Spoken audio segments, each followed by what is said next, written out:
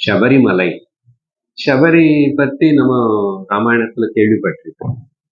எந்த மலை புகுதிலோ, எந்த மலை அடிக்கில, அந்த காட்டுல அந்த ಶಬರಿ அன்னை காட்டுல வாழற ஒரு ஸ்திரீ இருந்தாலும், காட்டுல வாழற ஒரு ஸ்திரீ என்ன, அது அசல் ஸ்திரீ என்ன, அவங்களுக்கு ஞானத்துக்கு ஏதாவது வாய்ப்பு இருக்கா?